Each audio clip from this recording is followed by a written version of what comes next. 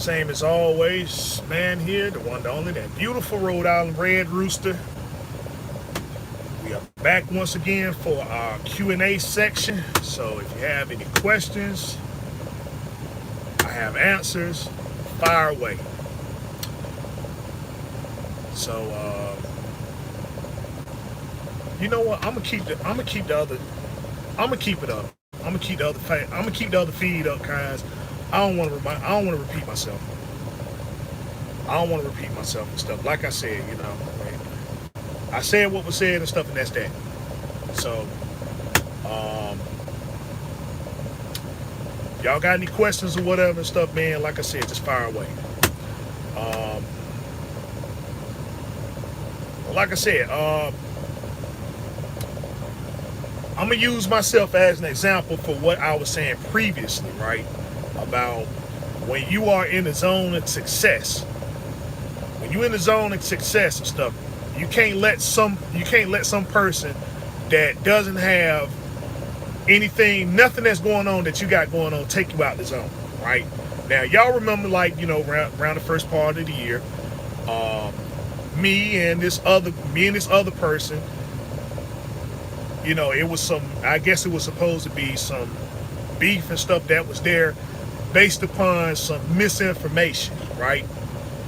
Some misinformation based upon what either he got or whatever somebody told him, right? And, now what happened, there were some things that happened off screen, right? That I didn't respond to right away. Because I'm looking and I'm saying, there's no content that I make that can have a person and stuff, hating on me and stuff like that. So, I kept getting these messages. I kept getting some messages from this guy. And so, finally when I seen what it was, there were, I told people I was going to handle it, right? I told people I was going to handle it. And so, at first, like I said, off screen, I got upset. I got upset about it and stuff, man. I mean, I was furious. But then I had to remember. I'm like, wait a minute. Hold up, Rooster. Before you fire off on all cylinders, let's look at what we got going on, right? Let's look at what we got going on and say, is it worth me giving all this stuff up behind some kind of insignificant comment? Now, I got my credit and stuff straight. I put my applications in and stuff, and I was just getting approved left and right. And stuff. And so, we about to wrap things up with this truck here. I was setting myself up to go on vacation. And so it was so many blessings that was coming my way. And and then I was kind of dealing with the medical condition and stuff, right? That found out, man, that was cleared up. So I'm like, okay, I got all these blessings and stuff, right? And so I looked and I said, you know what? I think this is a test to see which way am I going to go. And I'm like, I already know which way I'm going. So I'm like, you know what? When I make my live, I'm going to just go and concede and say, okay, yeah, you the winner. You the winner, you the baddest of the bad, whatever it is, right? But I said I'm going to speak on the situation to see what exactly it is about and stuff. So, he put it up there. So, okay, all right, cool. So it was some misinterpretation that happened. All right, appreciate it, Mr. Smith. It was some misinterpretation that happened. So I said, well, okay. I simply called the person out on their behavior. That was it. I simply called them out on their behavior. That was it. And I was saying, If the shoe was on the other foot, what would you do? Everybody seen the live feed and stuff like that. I conceded. I never disrespected the person or none of that stuff there. I say, hey, you bad. Now what you gonna do? Now what you gonna do? And then I was, on top of that, I went and made another video. I made another video encouraging people to sit there and say, okay, yeah, hey, support him. Support him, but protect him. Because you see which way he heading, right? You see which way he heading. And I'm like, now, Red Rooster, I'm simply trying to help him. But where he was heading, everybody knew what the result and stuff was going to be. It was a train wreck, but you know, nobody wanted to warn the man and stuff. I was telling him, hey, put the brakes on because you're going up against a brand now. You're going up against a brand now. All right, Jay Ross, what's going on? And so everybody seen what the result. Everybody seen what the result was and stuff. It was bad. But we tried to warn the brother and stuff, man. Look, don't do it. Don't do it. You're not on that level.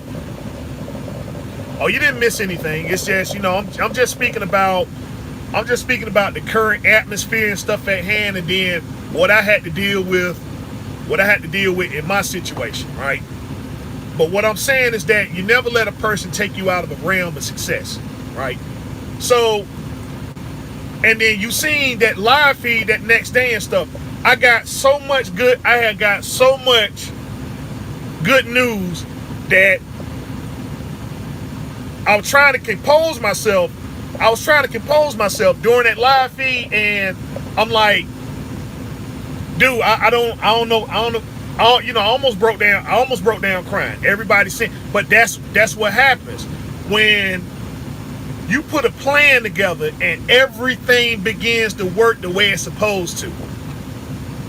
And you know, this was the first time in my whole trucking career. In my whole trucking career where everything was working the way it was supposed to be working. All my hard work paid off. All of it paid off. And it's like, you know, hey man, listen, whatever you want to do and stuff, you can do it now. It's not even, if you're not ready right now, that's cool. No, there's no rush, there's no hurry, none of that stuff there. It's solidified.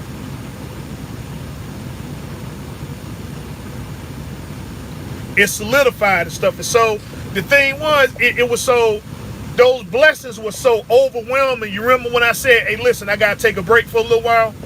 I gotta take a break and stuff, man. I gotta get my mind and stuff right. Because I'm still trying to grasp the fact that I'm like, dude, this can't be real. This can't be real and stuff. Everything that's happening and stuff. I'm like, man, it just, everywhere I turn, I'm like, are you sure? Are you sure everything? Yes, everything is solidified. Everything. And I'm like, man, look, let me just take to get all this stuff, because I don't want to break into this zone of arrogance, right? I don't want to break into this zone of arrogance. But I'm like, man, it's just all this hard work paid off. All of it paid off. And so I'm like, who am I to go out here and to blow it on a person that may be trying to get to the, well, you know, the reality is everybody's trying to get to that level of success. And I know what my journey is. I know what my journey was like. And stuff. And so I'm like, if I can help anybody else to stay away from them pitfalls and stuff, then and you know, expedite your process of getting into that level of success and stuff, then that's what I'm gonna do.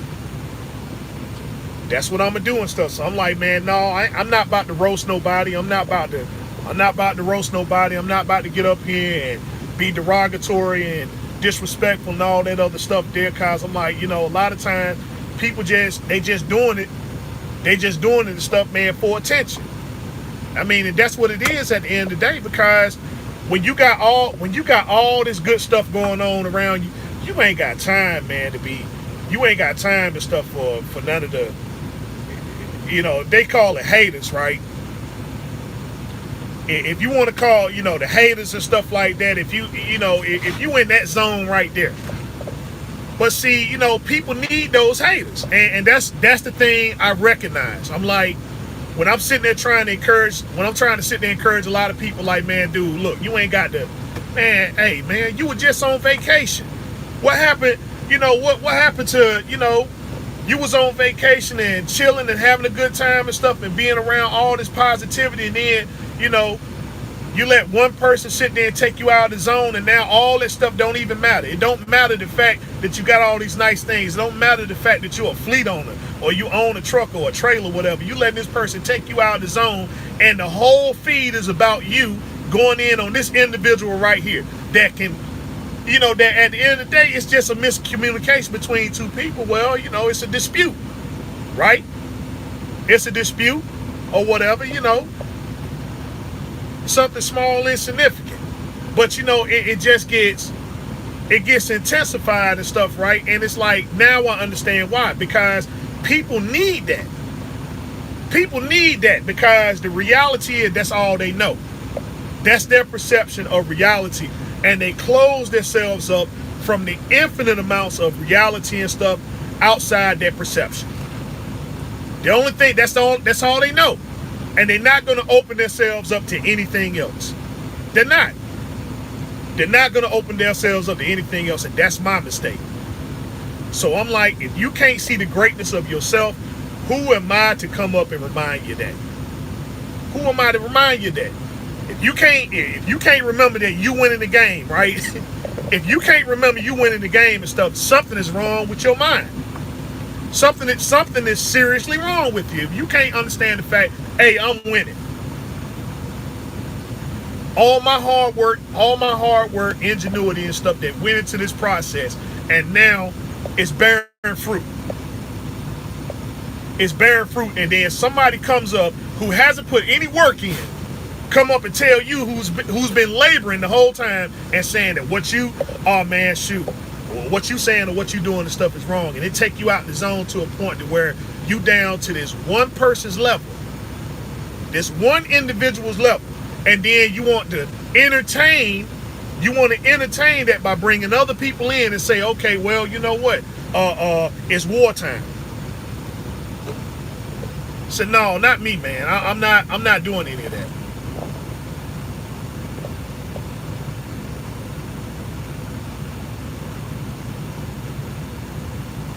Keep up on your maintenance. Like I tell my wife, there will always be the one person that will hate to see you do well. Right. Exactly. I mean, and I mean, it's like, you say, for some people, they get to a point where they saying they're religious, right? They say, well, you know what? God got me. God got me and stuff. So, okay, if God got you, then, if God is for you, then who's against you? Whatever your form of spirituality is and stuff, right? You say that the Creator got you.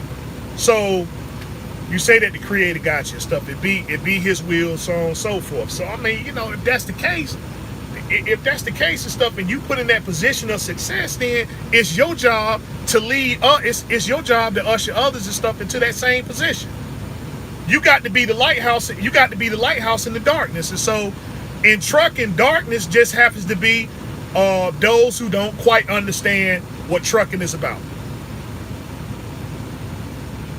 I'm in it, and I'm cast out here at sea, and I'm trying to find the way, which way am I supposed to go? And you sitting in the lighthouse and stuff, man, but you're gonna cut your light off. You're cutting your light off.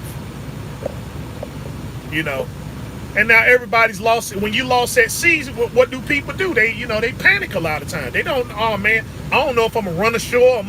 Am I gonna flip the boat over and stuff? You can't tell whether the weather is good or bad and stuff. The water's all choppy.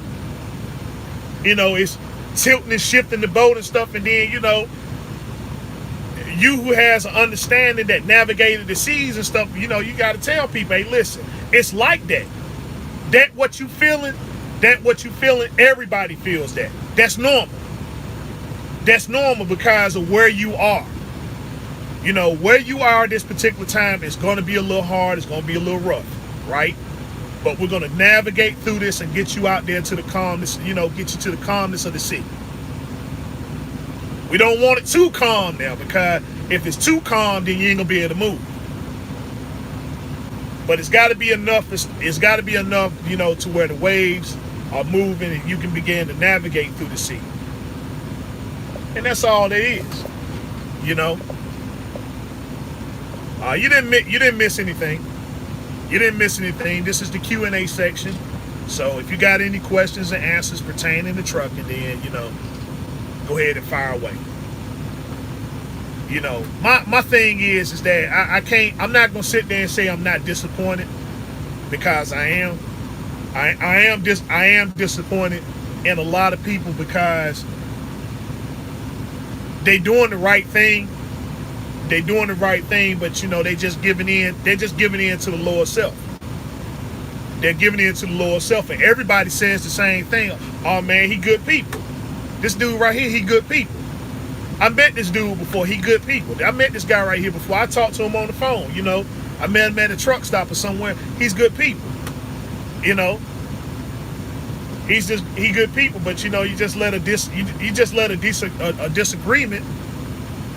You let a disagreement cause a rift to a point to where now, it's distinction between everybody. And I'm like, man, look, the trucker wars are over. You missed it. There aren't going to be any more trucker wars. All right, the trucker wars are over. There were two trucker wars and stuff. You had Trucker War 1 and you had Trucker War 2. There will never be another trucker war of that magnitude ever again in this industry. There will never be another trucker war like that, ever. They have a question: can a bad turbo cause your truck to run a high water? A bad turbo? No, no, your turbo won't really. No, your turbo doesn't have anything to do with your water temperature level and stuff. I mean, if it's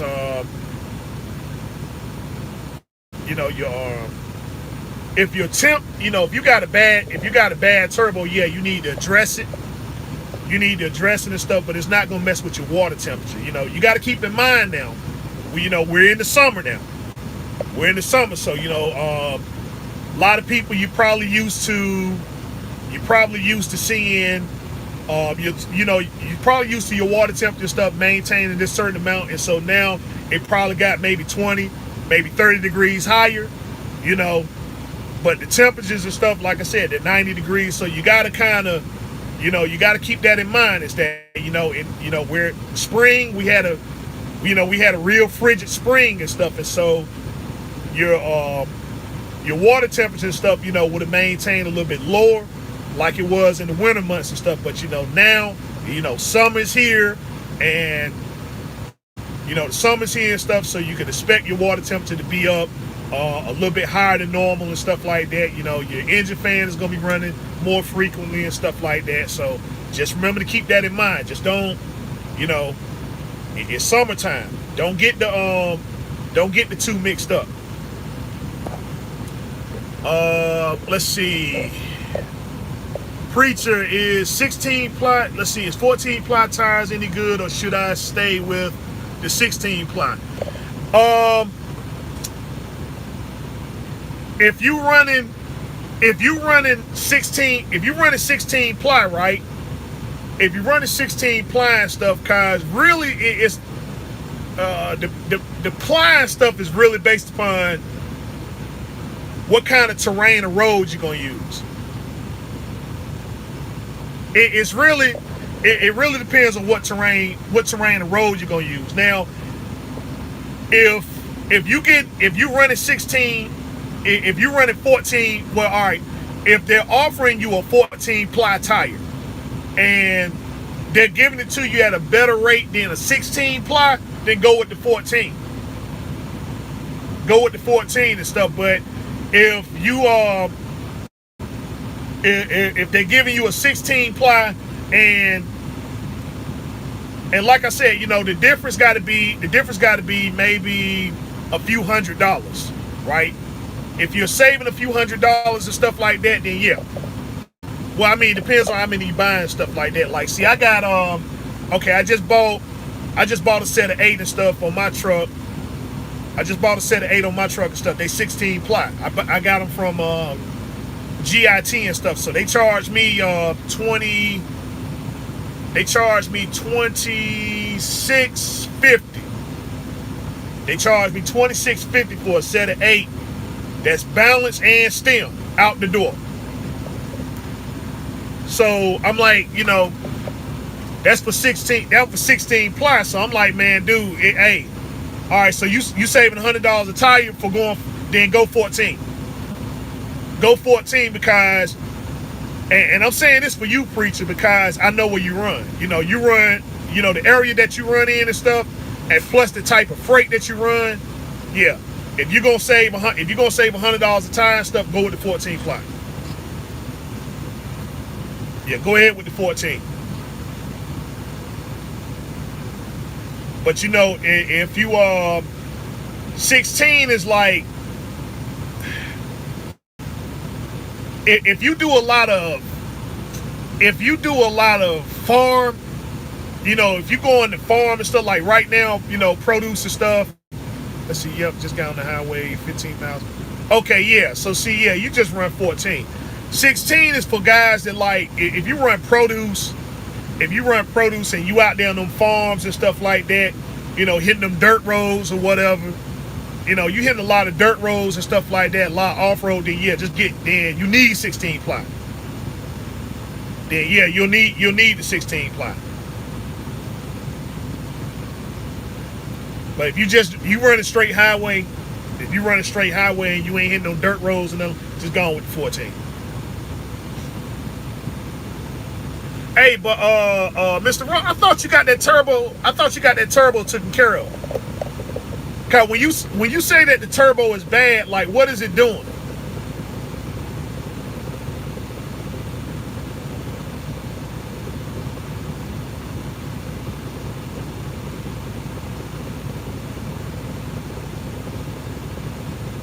Yeah, what is the turbo doing and stuff, man? In order for you to say it's a bad turbo, guys, usually, you know, like if the turbo's playing, if it's playing out, then you lucky. Go ahead and, you know, you need to go ahead and get that thing changed if it's playing out.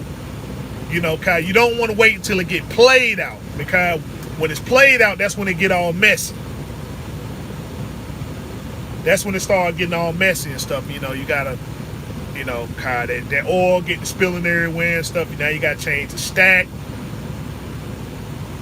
16 ply for fuel tanker. Yeah, you know, guys. Again, it just if you go on a lot of dirt roads or a lot of industrial areas and stuff, like going over rails and that type of stuff, anything that takes you off the road, then you know you run that 16 ply.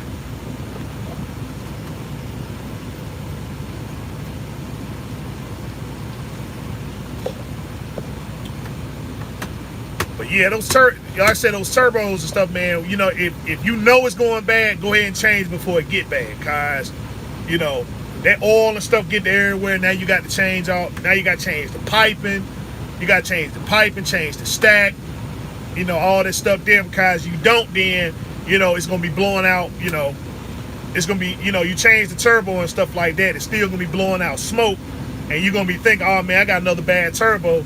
And all is just all that oil and stuff that's in your stack and your piping and all that stuff. Then once it gets hot. Okay, yeah. So yeah, if you going home and stuff, go ahead and get that taken care of. Cancer free for over 1 year. Absolutely, man. Good deal. Cause shoot, I've been cancer free now for over 3 years now. Over 3 years now and stuff. So you know, yeah, get that cancer out of there. Get that cancer out of there. What it said? What's the boost pressure if it's the same? I wouldn't think it's bad, but you can always pull it off and have it tested. Okay, yeah.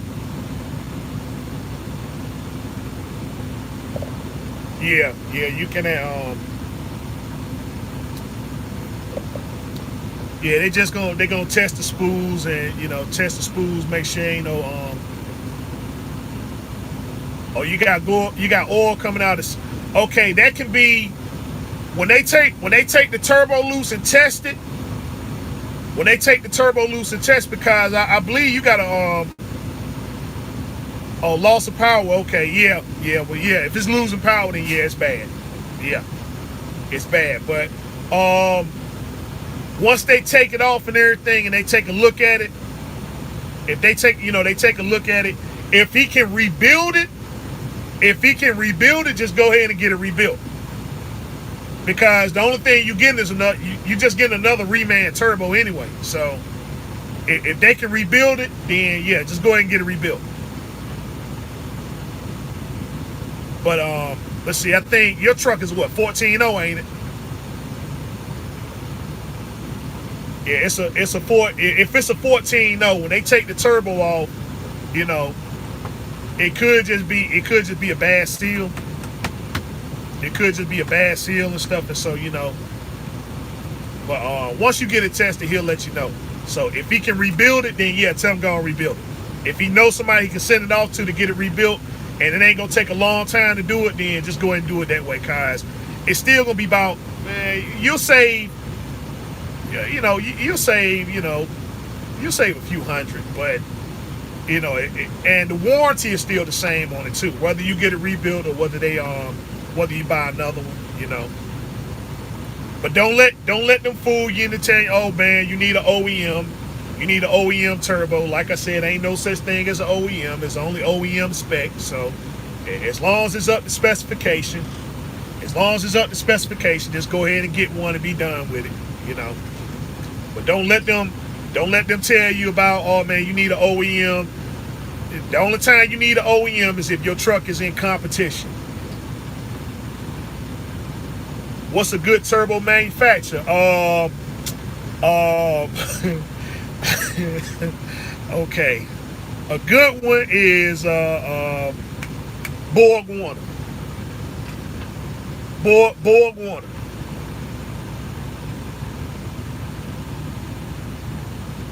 Yeah, you can get the rebuild kit, but the thing is, you got to know, you got to find somebody that can rebuild it. That's the thing there. They got to know how to rebuild it. All right, Texas Trucker, what's going on with you?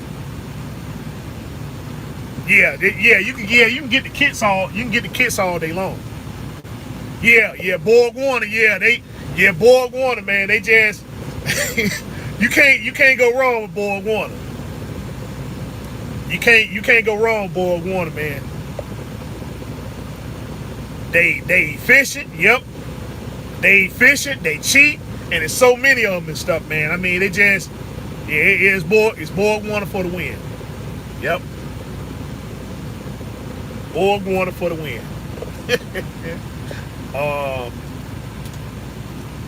But yeah, just don't let them tell you, oh, you need an OEM turbo. Don't let them tell you that crap there and stuff, man. Okay, yeah, you got 14 liter, yeah, okay, yeah, so. Cause I'm trying to think who else had. Somebody else was telling me they had a problem like that, but no, I'm thinking about somebody else. What's a good in-frame part manufacturer? A good one for me is Highway Parts, if I'm saying it correctly. It's this company called Highway Parts and stuff, and the reason why I go with them for all the in-frame stuff is because when all the they were the first people to buy the schematics when they sold, when all the engines and stuff were done being manufactured and stuff, right? And they wanted to sell the blueprints to all the motors and stuff, Highway Parts and stuff. They bought all the they were the first ones and stuff to buy into the blueprints and stuff. And so they had more time than anybody else to figure out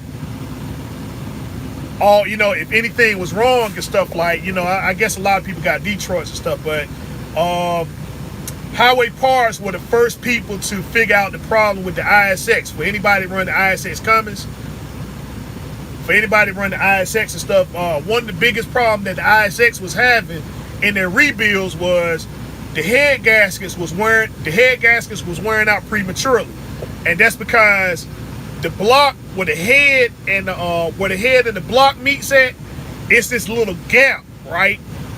It was this gap and stuff, and so everybody would put them head gaskets on after they do the end frame. They probably drive the truck, and then the head gasket will come loose again, and then they bring the truck back in there. They test it and see, yeah, the head gasket wore out, and so they figure out what the problem was between the gap of the head of the motor and the bottom end motor, the bottom end and stuff where it seals together. It was this little gap there. They figured that problem out and fixed that, and but that was the only problem stuff that they were having with end frames and stuff like that. But everything else was fine. The 12.7s, the 14.0s, they bought into the cats, guys that run cats and stuff. The C15. So they have more they have a better. Their prices are a lot better than some of the end frame people and stuff. Some of the end frame, some of the people who sell end frames, they got the better pricing, the better warranties and stuff like that. They stand behind this stuff. It's just a lot of people trusting this stuff. A lot of the shop, if you get an end frame if you go to the dealership and get an end frame, that's where they get the end frame parts from, Highway Parts.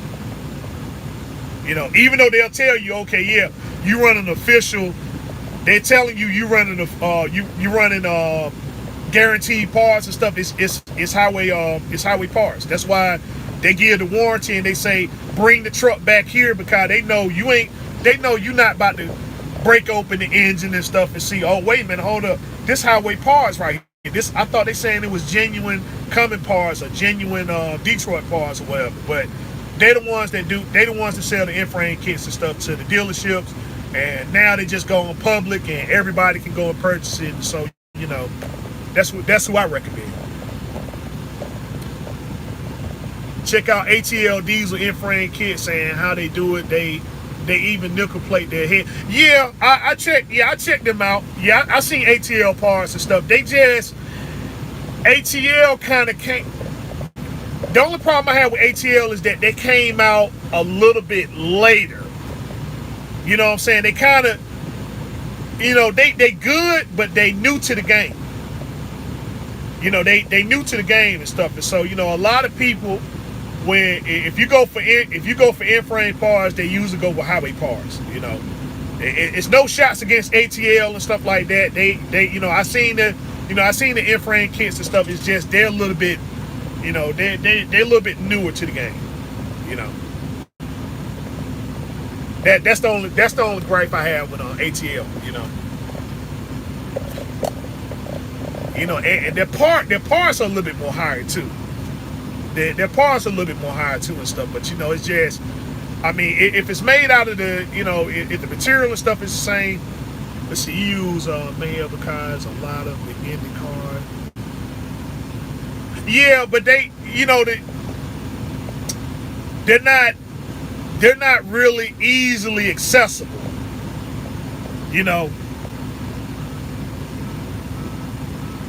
If they can do more,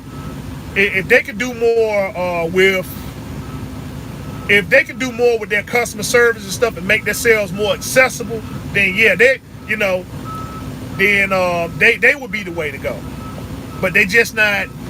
They're not as quickly as accessible and stuff as a Highway Parts, so and that's my only thing there, Yeah, you got to buy through a dealer, that sort of thing there. Like, you ain't got time for that. I'm like, dude, what's the difference? Whether I buy it, whether the dealership buy it, what's the difference? Man, look, I got the money, they got money, That's the only hang up and stuff I have with them, is that they're as accessible and stuff as an ATL or highway parts.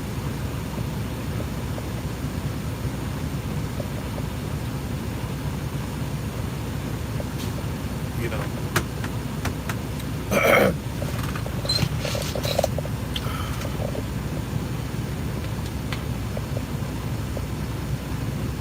They hit you with the dealer tax. Yeah, you know it, man. They gonna sit there. Yeah. You know, that's how they make money. Like, well, you know, hey, listen, we had to order this thing all the way from Australia and stuff, and then, you know, they got the warehouse and stuff right up the street. You know, they got the warehouse right up the street. Oh yeah, we're gonna put your part to be here tomorrow and stuff, but you know, it's coming from overseas and stuff. No, it's just coming from cross town over there. You know, it's coming from cross town over there and stuff. They got all these warehouses, man. They just got a surplus of stuff, you know. And so,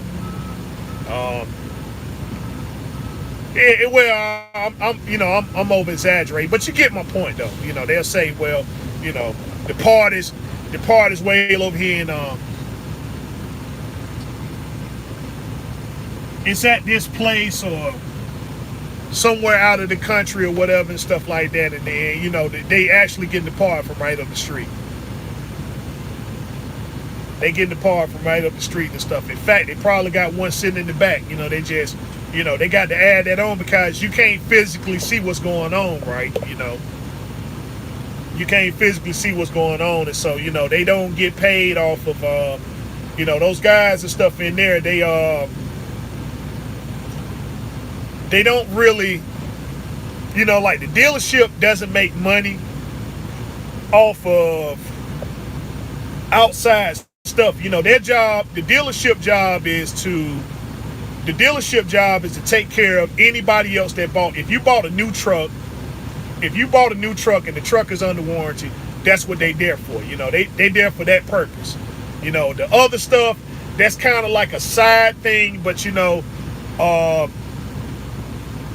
they you know, a lot of these shops and stuff, they like, the dealerships are like lease drivers, and they leased on to, you know, it's a shop, but they're leased on to Freightliner or Kenworth or whoever the dealership is.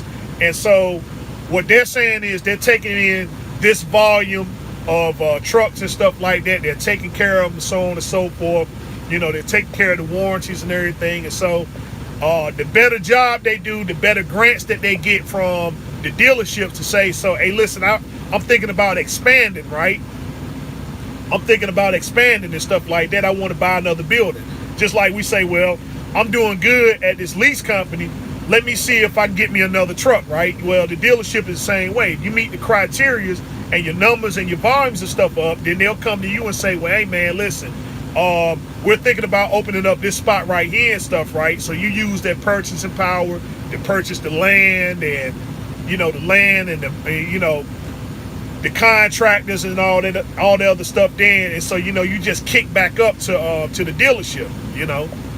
You kick up to the dealership and stuff like that, and, you know, they'll give you better kickbacks and stuff, better rates and stuff on things, so on and so forth, you know. But how they make their money is they make their money off the warranties.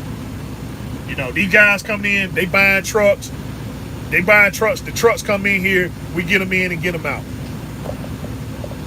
Let's see, if I'm with you, I know the game. I'm from Florida, so every dealership has a order part from Miami. Yeah, exactly. You know, everybody got a game. You know, everybody got a gimmick with them and stuff like that. So, you know, it's not like, I mean, you know, we're not in there and stuff. The only thing we know is what they tell us. But, you know, when you stay in the business long enough, you know, you'll start to, you know, you'll figure out where all the places and stuff at and how you know, what the real get down and stuff is. So, you know, but for somebody who don't know, you know, you go in there and stuff, and then they'll try to convince you and stuff to go with something OEM, and that's because they got the OEM parts there, and they got to get those parts out of there, you know, because what they don't sell What they don't sell, they actually have to buy. They have to take that loss because it can't go back to it can't go back to the manufacturer. They got it, they stuck with it. But if they don't push it out, then it's gonna make it harder for the next, for the next set of things and stuff that they trying to get. Just like, and I learned this a long time. Like, people who sell Jordans, they sell the Jordan shoes. You just can't go in and sell Jordan shoes. They give you a certain type of shoe to sell, and then it's up to you to sell it. And then if you get it sold, then they'll start giving you the good stuff. But you got to sell the not so good stuff first, And so the dealerships are pretty much the same way.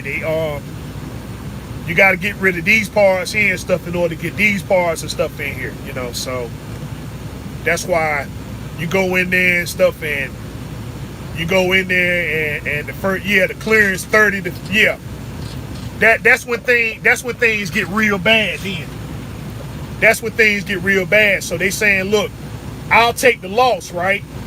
I'll take the loss as long as I get the stuff off the shelf so I can turn it back into the dealership and say, hey man, look, our shelves are empty. Oh, okay, all right, good. So we'll start filling your stores back up with product. Because if you don't meet a certain criteria, stuff, then man, that's when they start, they'll discontinue your contract. They'll discontinue your contract, and then that's when your shop becomes independent now. They take all the Freightliner stuff off, all the Kenworth. You can still work on trucks and all that and everything, but everything that you got, now you got to buy all the machines, and they call your tab and stuff like that. So you either got to pay up, you got to either fork up the money, or you got to close the doors. So when them shops go independent, they was a big shop, and then now, okay, yeah, we just do our own thing and stuff because they didn't meet the numbers. And so they didn't meet the numbers. The suit and tie guys come there and they make a decision and say, well, listen, we're going to have to part ways because the numbers aren't where they're supposed to be at and stuff. And, we're a place of business, and, you're just not making money. So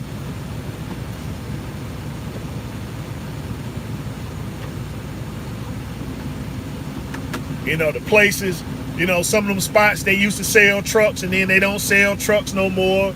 Or, they cut back on their inventory and stuff like that, They cut back on their inventory and stuff. Well, we just a shop now and stuff. We don't really sell trucks like that. Or we'll take in your order. And stuff, and then have your truck built, and then we'll just bring it here. You can pick it up from here, that sort of thing there. So they got criteria. It's just like us being in the lease program. They got criteria they got to meet too and stuff. And if the numbers ain't where they supposed to be, then they get 86.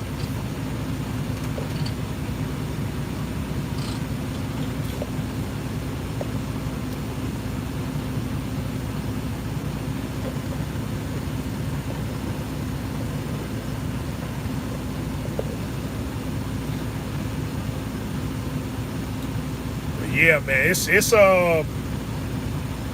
kind of crazy. It's real crazy how they do stuff, but I mean,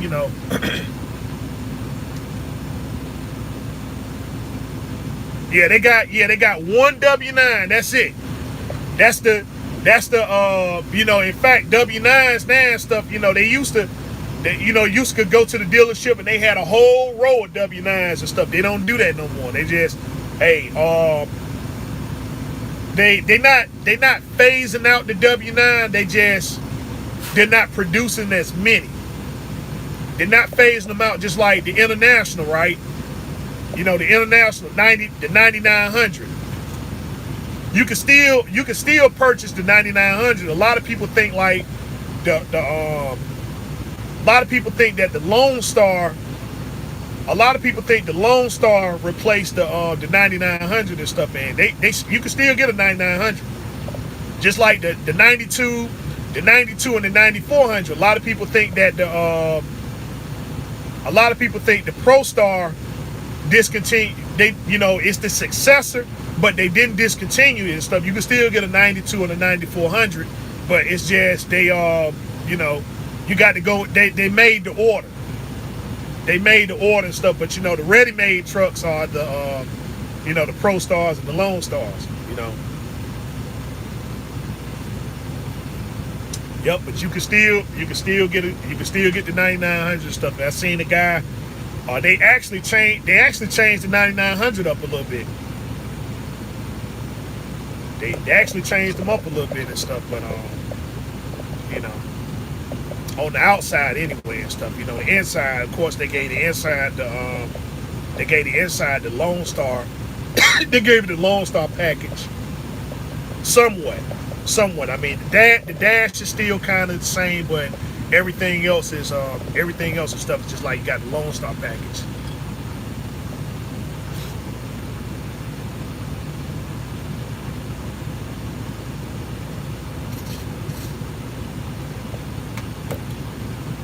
Yep, they yeah, that's the deal with the W9, man. You know, of course, Peterbilt, they still, you know, Peterbilt's still #1 seller, so they you can go to the dealership and stuff, and they still got those trucks out there. Am I gonna get another truck? No. I made my decision. You know, I made my peace with it. I like the W9, but it's gotta. I like the W9, and it's something that I'm gonna get in the future. It's just not something. It's not something in the foreseeable future right now. I'll say that. I don't see it in the foreseeable, but you know, it's still something that you know I'm gonna go after, but it's not right now. No, you know, cause it's a nice truck, but this Cascadia is a nice truck. You know, so I'm like I'm not trading anything, you know, I'm not getting anything better for that W9 other than the satisfaction of having a W9. And it's got to be something more than that, you know. It's got to be something more, guys. You know, that's just something dealing with me. A problem that I have is that I surround myself with a lot of things that I want, and then when I get them, I don't do nothing with them. You know, like I said, I got 5 cars. and I was looking to get a 6th car, but I'm like, every time you guys see me, I'm always on the road. So what are the cars doing? They sitting at the house. And the only reason why nobody's really asked to borrow it or whatever, because I just tell them, hey, look, I ain't got the car registered. I don't have it registered. I don't have a tag. I don't have registration. So no, you can't drive it. But if they was registered, you know, man, hey, listen, daggone, dude, hey, let me borrow your car while you're on the road. And stuff. You know, my pickup truck fixes that. My pickup truck that's fixing back at the house, and you know, that's the thing there and stuff, man. You know, I'm like, I was in Walmart. You know, I was in Walmart a couple of days ago. You know, I used to have a Nintendo Switch. You know, I used to have a Nintendo Switch and stuff. And my dumb tail, I got a bucket of water in the truck. Like, okay, yeah, I'm gonna detail the truck later and stuff, right? I got a whole bucket of water, and I set the water right beside it, sleeping there, you know, right beside my bed, driving, stuff like that, not thinking anything of it. Park, you know, get stopped. There go my daggone Nintendo Switch in the bucket of water. You know, there it is right there in the bucket of water and stuff. And I got lucky and bought, you know, I bought it for $200, but I think that the Switch now is what, about $300? Am I thinking about going local? No. No. Nope. Not going local. And that's because there aren't any opportunities and stuff for me in the area that I live in and stuff. There's no opportunities there. There's no opportunities there and stuff. And so, you know, I went out there, tried to network with people and stuff, but everybody's pretty much saying the same thing. Hey, look, we got freight. You know, we got freight and stuff. You know, I could keep you local probably for like a week or whatever, but then I got loads and stuff that need to go to Montana, you know, so If you handle my local stuff, then you got to handle my stuff going to Montana and all that. And I'm like, I'm not trying to go away, Montana and fuel hauling. But that's company drive. Where I live at, that's company driver. They don't have any positions for. They don't have any positions stuff for own operators. Everything's company driver. Yeah, you can be home every day, but you can be home every day and stuff. But you gotta be a company driver. I'm not doing it. Yeah, I'm not doing it. But that's the gist of it in the area that I live in and stuff, man. It's the same for me going local in my area would work unless I run the pool. Yeah, like they are. And I'm not doing container and stuff, man. I mean, shout out to the people who do. I'm not doing that. I'm not doing that and stuff, man. I mean, they're finishing off the intermobile where I live at now. I live in Rocky Mount, and so they're finishing up the intermobile over there and stuff. But the hub it's not a real large hub. So I mean, I'm guessing some mega carrier already got it. I just don't know what company, but it's definitely a mega carrier. They got it, Kai. It's not big enough to service independent people and stuff, but it is big enough to bring business in there and stuff. It's just not gonna be anything independent like say like Savannah or Jacksonville or Atlanta, but they are building one and stuff, but it's just not going to be a very large one. So, and I'm not doing, like I said, I'm not doing container stuff. I might as well be to do container, you might well be company driver. I don't even see how the own operators do it. I really don't. I don't see how they do it and stuff. You got to go in there and, like I said, it's no disrespect to anybody to do containers, but man, look, I'm just keeping it real. You might as well be a company driver. Kai, they telling you what to do with your truck. And the only benefit that you got is, oh, well, I'm home every day.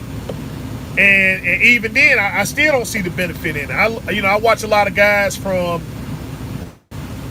lot of people that do the port and stuff out of California. And some of the stuff that they go through. And I'm like, man, dude, I think they the worst of the worst and stuff. So anywhere else and stuff, man, I mean, you going in the office, I don't have time to be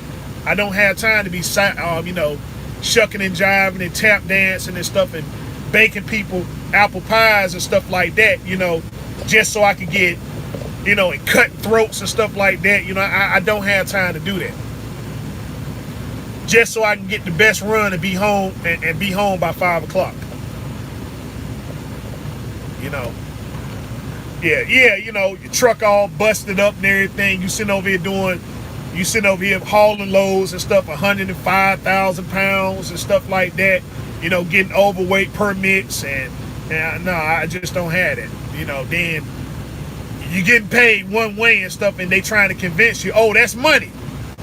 That's money because we paying you good enough to take the load, but then you got to come back, and then the load has to be, it has to be back at a certain time. Then you got to go in the port. And stuff, and if somebody else go get it, then it's $50, and they the ones making the money. The guys that's doing the what they call the drays, they the ones making the money. Shoot, $50 a hit, and you doing that all day.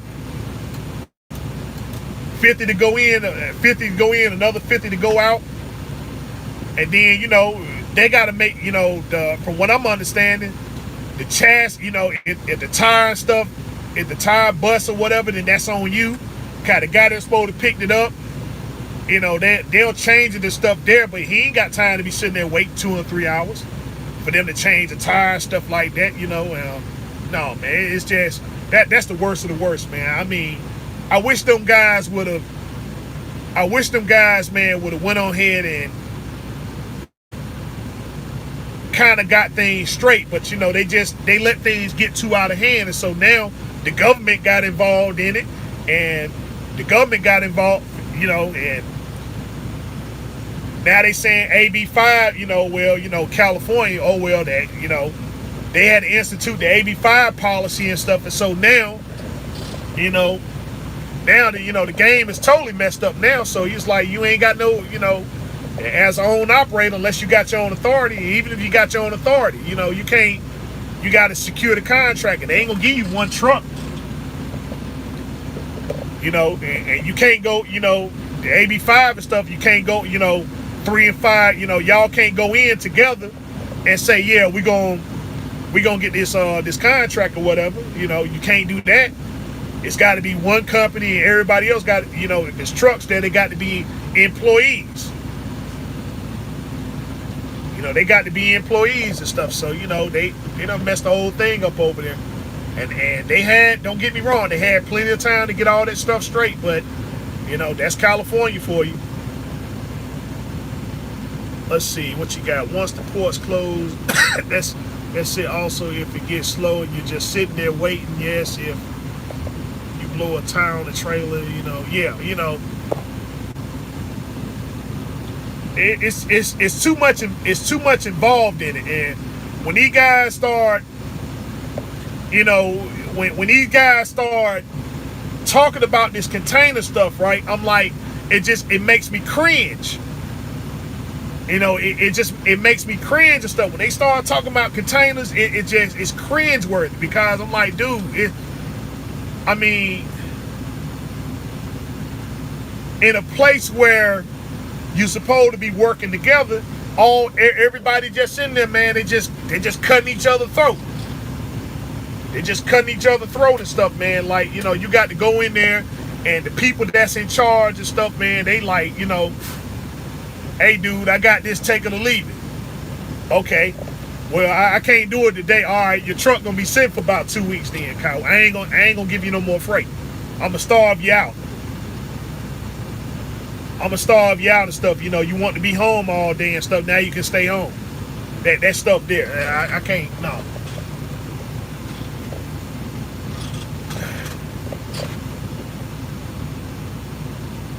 You know, you can't. That's one division of the industry that you cannot convince me that own operators are over there making money. There's no way you can convince me that. Which is probably why you don't see a lot of them up here on YouTube, you know, giving dissertations and stuff about what they do. Because if they in it, they ain't in it long.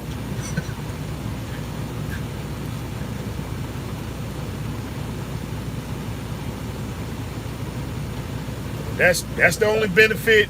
That's the only benefit I can see doing containers, man. You're home every day. But what's the point of being home every day? You ain't making no money. Would I ever do flatbed?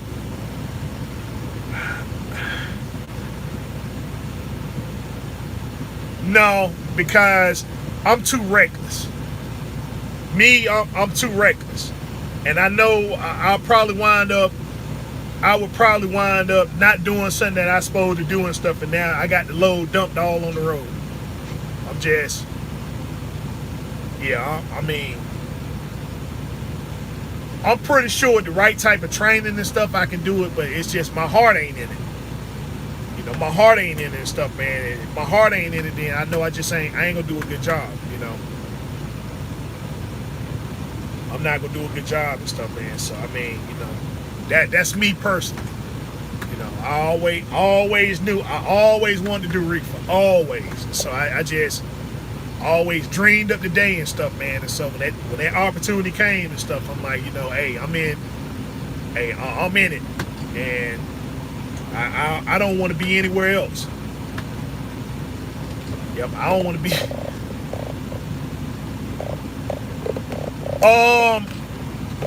No, not really, because I tried my hand at that Amazon stuff.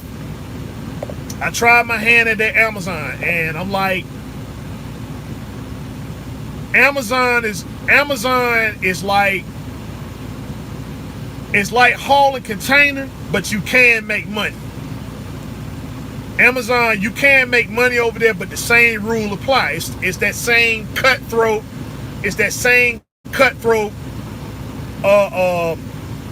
mentality over there. And I see this Amazon stuff. I see that going bad too. I really see that going bad too. You know, I did a load and stuff, and a guy lost his trailer. He lost his trailer and stuff, and I can't figure out. I'm like, it's a drop and hook. I don't understand why he would use his trailer, and Amazon was good for that. You know, when they started like recruiting own operators and stuff to do loads, you used to have to show up at Amazon with your own trailer. But they told you do not drop your trailer under any circumstance, cause if the trailer's there on the yard and it's empty, they gonna load it up wherever and stuff, and then next thing you know, your trailer way in California somewhere. You know, that thing, hook up to it and go. You know, but they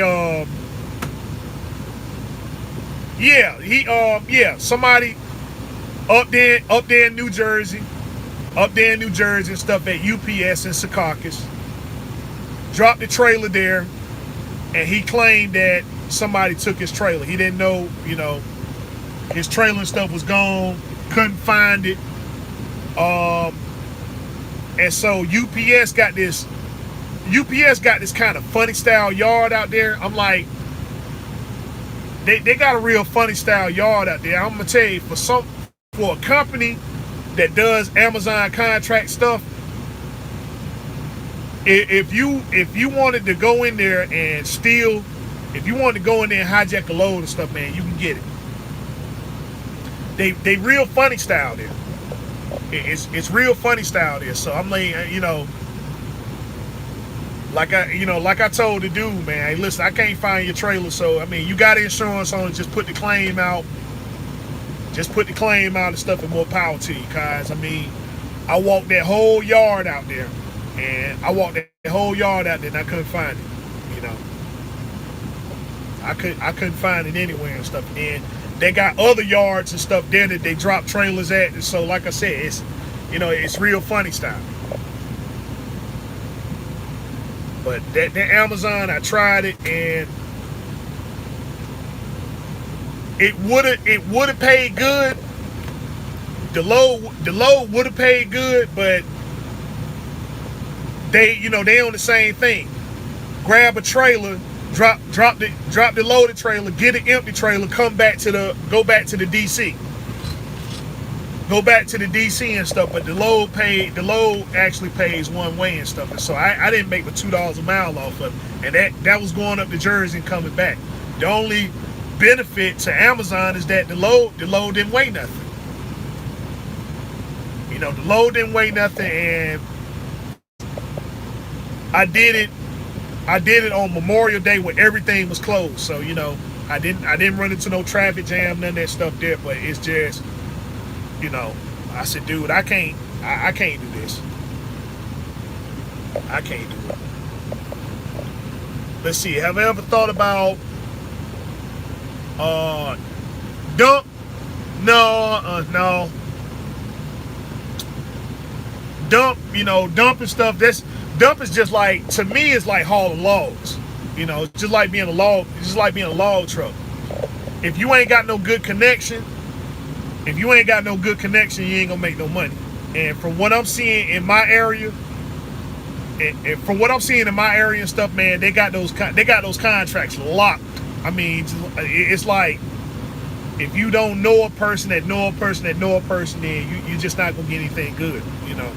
And those guys over there and stuff, they not talking. You know, they not talking and stuff. They tell you real, especially those guys that haul logs and stuff, man. They look, you know, they don't talk to you, none of that stuff there, and they tell you real, hey, look, get out of my face. You know, get out of my face. I don't want to talk to you. I ain't trying to give you no information. You know, figure it out for yourself.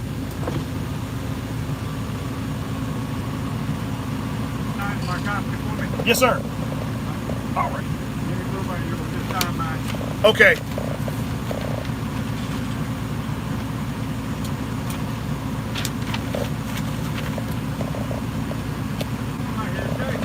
Yes, sir. All right, take it easy. All right.